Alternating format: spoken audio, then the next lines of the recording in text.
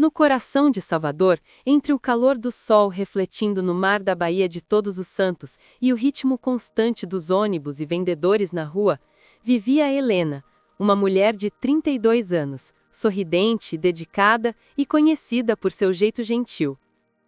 Enfermeira em um hospital público, ela sempre foi daquelas que cuidava de tudo e de todos, menos de si mesma. Helena vivia com Caio, seu companheiro há quase 5 anos. Ele era músico, sonhador, com um charme leve, desses que encantam sem esforço. O casal morava em um pequeno apartamento no bairro da Barra, com vista para o pôr do sol dourado que Helena tanto amava. Para quem via de fora, eles eram o casal perfeito. Mas perfeição, muitas vezes, é apenas silêncio entre rachaduras. Com o tempo, Helena começou a perceber mudanças sutis. Mensagens apagadas, saídas rápidas demais, abraços mais distantes, beijos com menos calor. Caio havia se tornado uma presença física e uma ausência emocional. Mas o ponto de ruptura veio quando uma nova funcionária chegou ao hospital. Marina, jovem, carismática, com uma beleza suave e um olhar curioso demais. Helena não notou de imediato, mas o destino às vezes tem um jeito cruel de revelar verdades. O primeiro sinal veio durante um plantão noturno. Marina, distraída, deixou o celular destravar na mesa do refeitório. Uma notificação apareceu. Mensagem de Caio. Não vejo a hora de te ver de novo. O coração de Helena gelou. Por um instante ela sentiu o chão desaparecer sob seus pés. Não queria acreditar, mas o corpo sabe a verdade antes da mente aceitar. O mundo de Helena começou a escurecer. Não pela traição em si, mas por quem estava envolvida. Uma pessoa que vinha se aproximando dela como amiga. Alguém em quem ela começava a confiar. O amor estava se transformando em engano. E aquele foi apenas o primeiro golpe. Depois daquela mensagem, Helena tentou se convencer de que havia interpretado errado. Talvez fosse só amizade, talvez fosse só carinho, talvez fosse só medo dela mesma. Mas o coração raramente erra. Nos dias seguintes, Helena passou a observar, não com desconfiança, mas com dor. Reparou como Marina sorria ao falar de um músico, como os olhos dela brilhavam ao receber mensagens tardias, como ela às vezes voltava de intervalos com perfume diferente. Cada detalhe era uma faca pequena, cortando devagar. Até que certo dia, no ônibus de volta para casa, Marina sentou-se ao lado dela. Helena, eu gosto muito de você, disse com voz suave demais. Você é alguém que eu admiro. Helena respirou fundo e respondeu. Eu também gosto de você, Marina. Você lembra um pouco de mim quando eu tinha sua idade. Então você entende, Marina sorriu. Entendo o quê? Marina hesitou. Que, às vezes, o amor encontra a gente no lugar errado. Foi como se o ar ficasse pesado. Helena sentiu a garganta fechar, mas não mostrou. Ela sorriu, aquele sorriso calmo que só quem dói conhece. Quando chegou em casa, Caio estava tocando violão, compondo algo. Uma melodia bonita, triste, familiar. Helena se aproximou. Para quem é essa música? Ela perguntou. Caio parou. Por um segundo, apenas um segundo, ele fechou os olhos, como quem pensa rápido demais para mentir. É só uma música, respondeu. Mas Helena sabia. Às vezes o silêncio diz mais do que qualquer palavra. Nos dias seguintes, a situação piorou. Caio passou a sair mais, a responder menos, a evitar toques, beijos, conversas. Helena, pela primeira vez, sentiu-se estrangeira dentro da própria casa. E então, surgiu um terceiro personagem importante, Lúcia, a avó de Helena, uma senhora sábia, de fala lenta, que sempre dizia: o amor só é amor se não te apaga. Quando Helena foi visitá-la, Lúcia olhou para ela como quem lê almas. Você está murchando, minha filha. Eu Eu não sei mais quem eu sou dentro dessa história, Helena confessou. Então está na hora de descobrir. A partir dessa conversa, algo começou a mudar dentro de Helena. Não era força ainda, era só a consciência. E consciência é o primeiro passo para qualquer transformação. A transformação de uma história nem sempre acontece em um grande acontecimento. Às vezes, começa em um detalhe pequeno, mas impossível de ignorar. Foi em uma tarde de domingo. Helena estava arrumando a sala quando encontrou um lenço vermelho esquecido no sofá.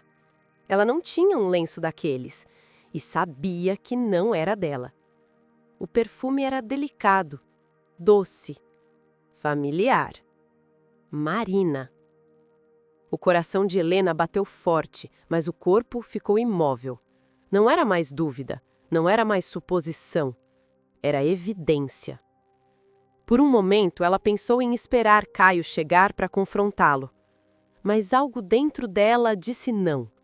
Ela precisava ver com os próprios olhos.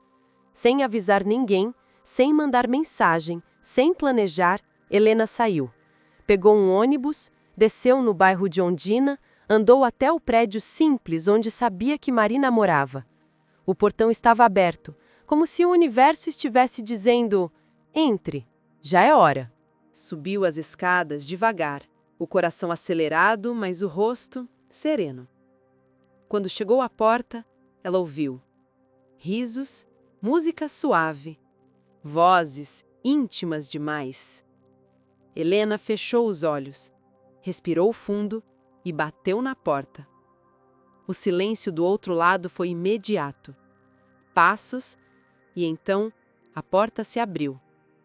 Caio, descalço, com o cabelo bagunçado e uma expressão que dizia tudo antes de qualquer palavra.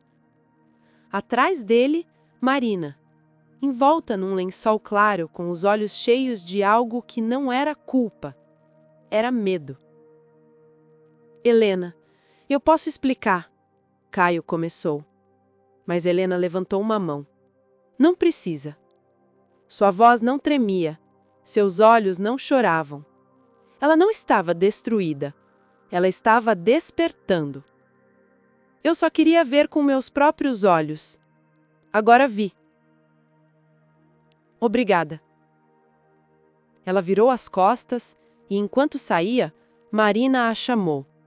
Helena, me desculpa. Por favor, eu não queria te machucar. Helena parou no topo da escada, sem olhar para trás. Querer não impede ninguém de machucar. Vocês escolheram. Agora eu escolho também. E ela desceu. Cada degrau era um peso que soltava, uma corrente que quebrava, um amor que morria e uma mulher que renascia. A vida não voltou ao normal depois disso, mas Helena começou a voltar para si mesma. E o surpreendente ainda estava por vir. Nos dias que se seguiram, Helena sentiu o peso do vazio. Não havia mais Caio tocando violão na sala, não havia mensagens, nem rotina compartilhada. O apartamento, antes cheio de vozes, agora parecia ecoar dela mesma. Mas, pela primeira vez em muito tempo, isso não era ruim. Helena começou a se reconstruir no silêncio. Ela voltou a caminhar pela orla da barra ao nascer do sol, coisa que fazia antes de conhecer Caio. Sentiu o vento no rosto, o cheiro do mar, e percebia que o mundo continuava, mesmo quando algo dentro dela havia desabado. No hospital, os colegas notaram a mudança. Você está diferente, comentou uma enfermeira. Estou voltando para mim, Helena respondeu com um sorriso leve. Marina tentou contactá-la algumas vezes. Mensagens longas, desculpas, desesperos escritos em letras rápidas. Helena leu todas e não respondeu nenhuma, porque responder seria voltar, e ela estava indo adiante. Lúcia, sua avó, foi essencial nessa fase. As duas tomavam café na varanda enquanto o vento movimentava as plantas. Você não perdeu nada, minha filha, dizia Lúcia, passando a mão no braço de Helena. O que acabou já não era seu há muito tempo.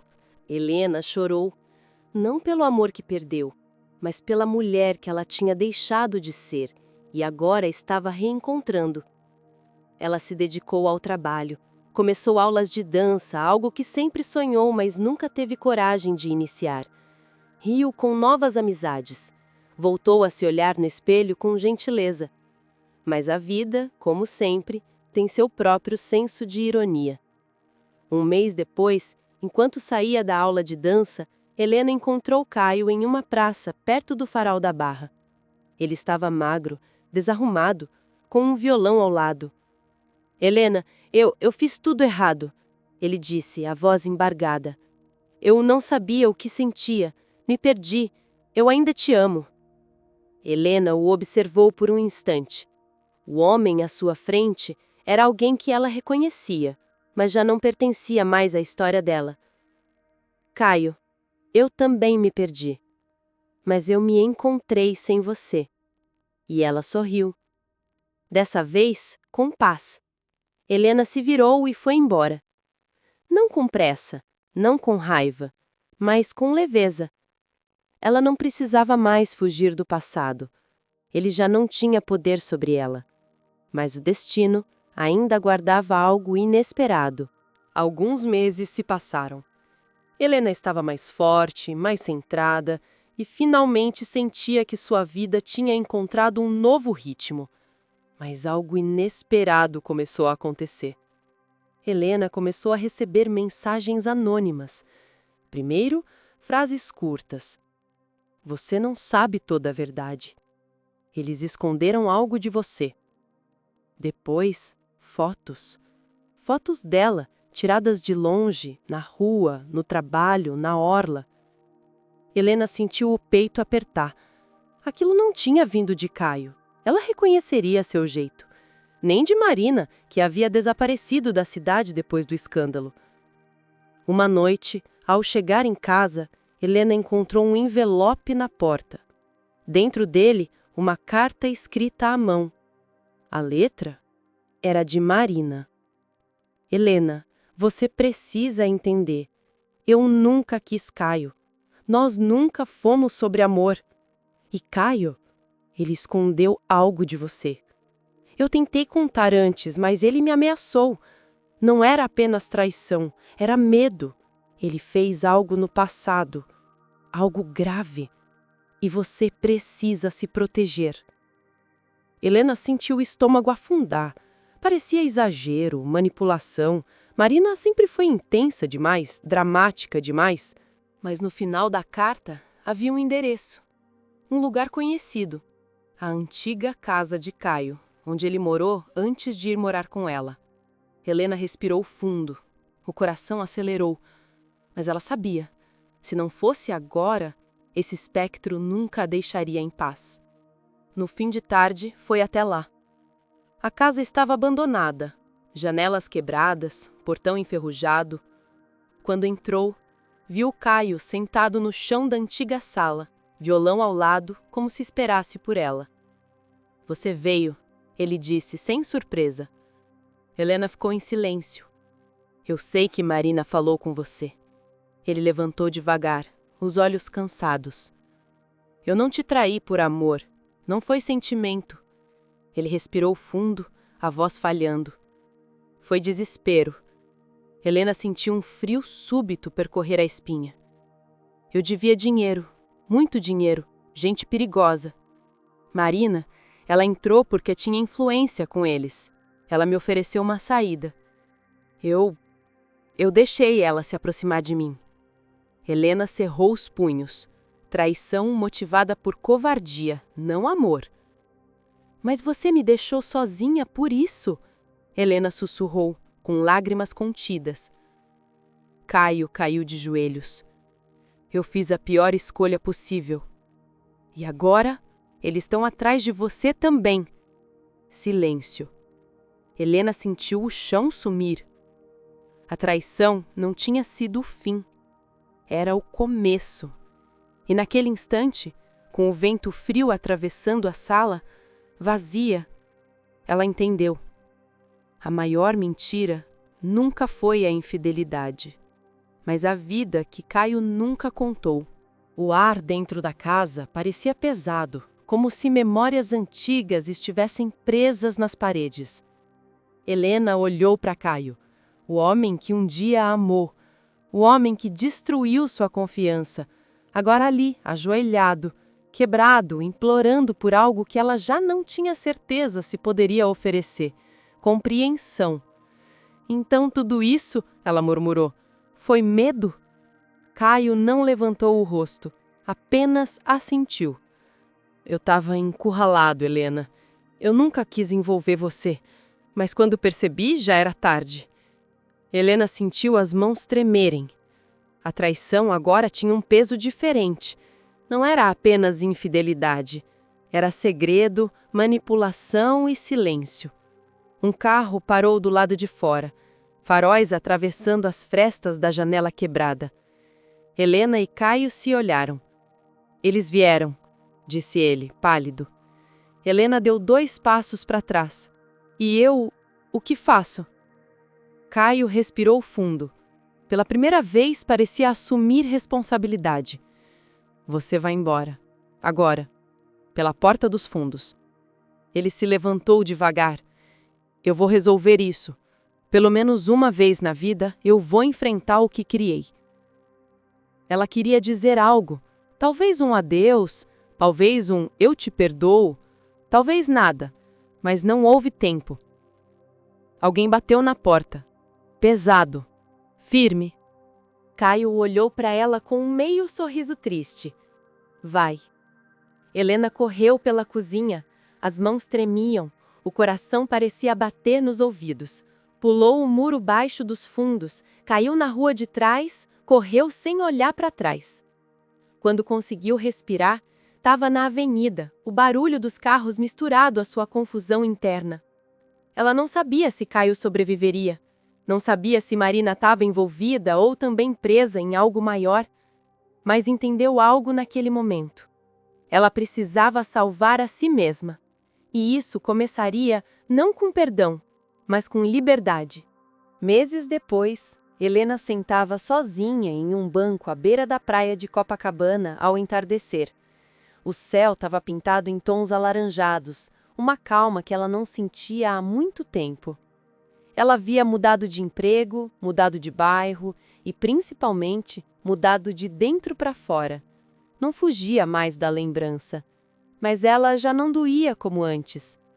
Um noticiário online noticiou dias antes que um grupo ligado a extorsões havia sido preso. Entre os nomes, 2 rostos conhecidos.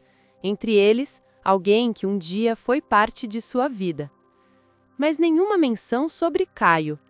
Nem preso, nem morto, nem desaparecido oficialmente. Ele simplesmente sumiu. Às vezes, quando o vento sopra de um jeito familiar, Helena pensa no que ele disse antes de deixá-la partir. Pelo menos uma vez na vida eu vou te proteger. Ela não sabia se aquilo foi sacrifício, amor ou apenas mais uma mentira. Mas agora isso já não importava. Ela aprendeu algo maior. O amor verdadeiro nunca começa com arrependimento, nem termina com medo. Ao levantar do banco e caminhar pela areia, Helena sorriu levemente. Seu futuro era incerto, mas, pela primeira vez em muito tempo, pertencia somente a ela. E isso era o recomeço que ela sempre mereceu.